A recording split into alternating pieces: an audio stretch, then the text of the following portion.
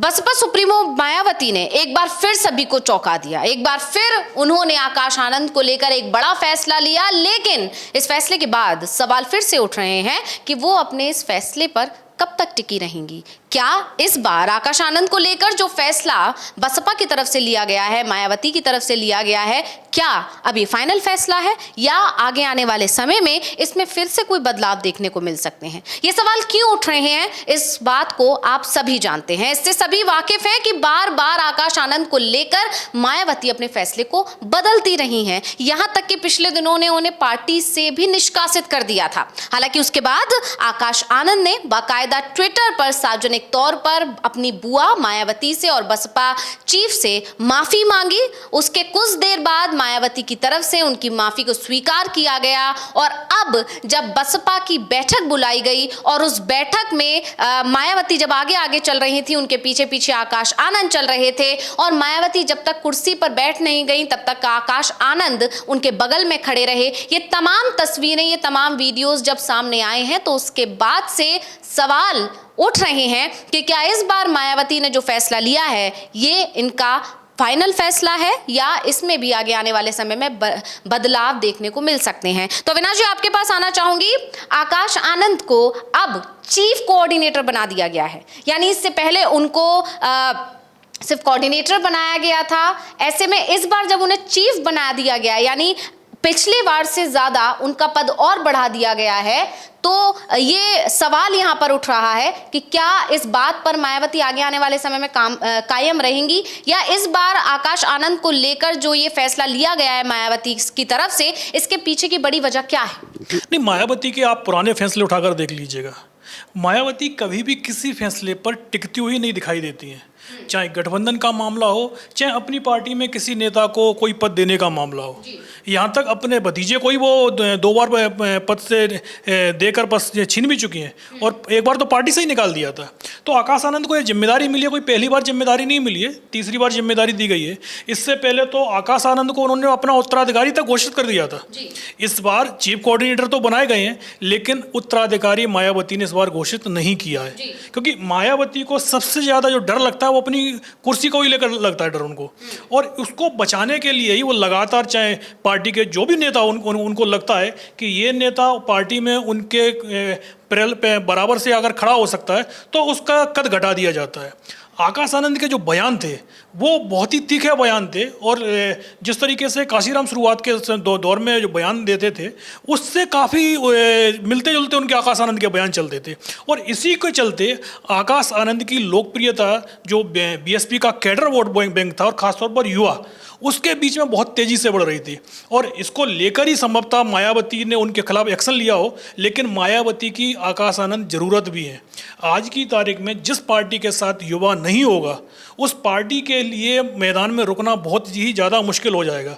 आप देखिए इस समय जो पिछला लोकसभा चुनाव ही आप देख लीजिए, 2024 के चुनाव में बीएसपी का जो वोट बैंक था वो यूपी में 10% के करीब आ गया था, जबकि बीएसपी का जो करीब 24-25% वोट यूपी में है।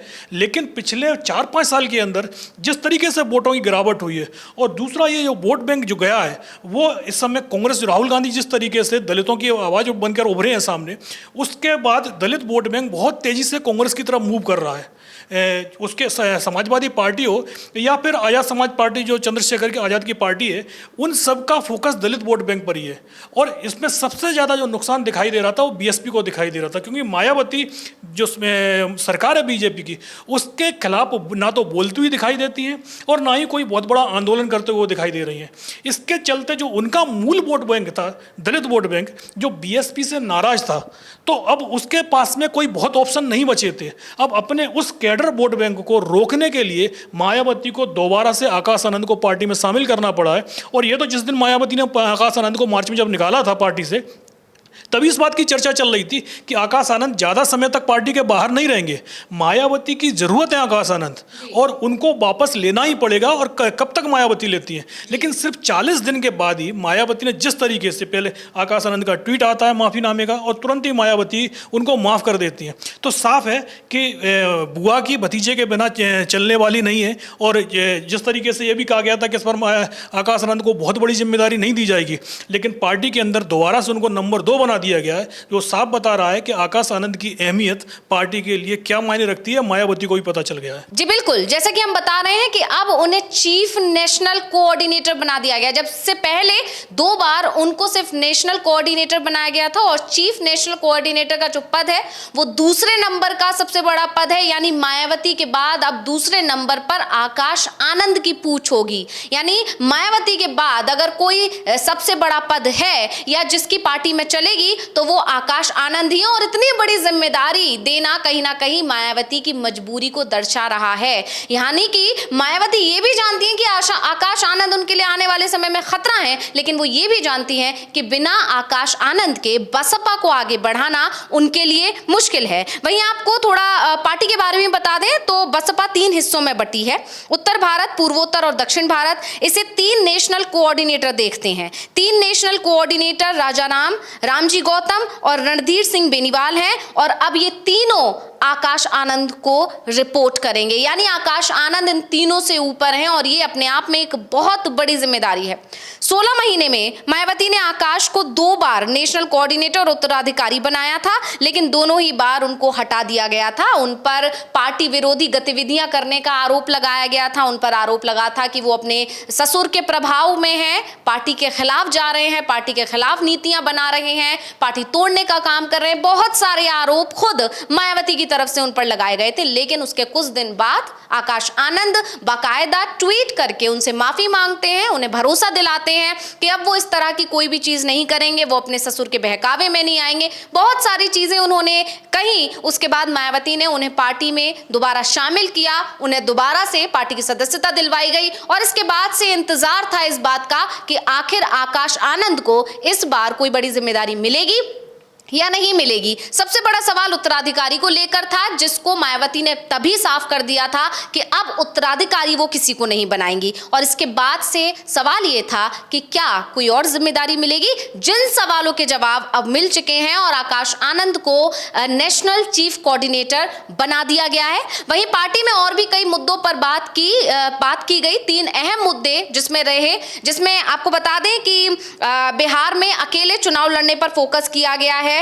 पार्टी अकेले 243 विधानसभा सीटों पर अपने उम्मीदवार उतारेगी और वहां पर अकेले चुनावी मैदान में उतरेगी। और इसको लेकर अविनाश जी, कहीं ना कहीं जो आरोप बीएसपी पर लगते हैं, बीजेपी की बी टीम होने के या बीजेपी का सपोर्ट करने के, वो आरोप कहीं ना कहीं एक बार फिर गहरा जाते हैं। क्योंकि अगर हम बिहार की राजनीति की बात करें तो बिहार में दलितों का अच्छा खासा वोट है, लगभग 19% वहां पर दलित वोट बैंक है। तो ऐसे में अगर मायावती वहां अकेले उतरती हैं तो वोट बैंक पर कहीं ना कहीं चोट देने के लिए या वोट काटने के लिए, जिससे वोट कटेगा, तो कहीं ना कहीं इसको बीजेपी को फायदा हो सकता है। नहीं, यदि दलितों का वोट कटेगा तो बीजेपी को जरूर फायदा होगा, लेकिन बिहार में बीएसपी बहुत मजबूत पार्टी कभी नहीं रही है।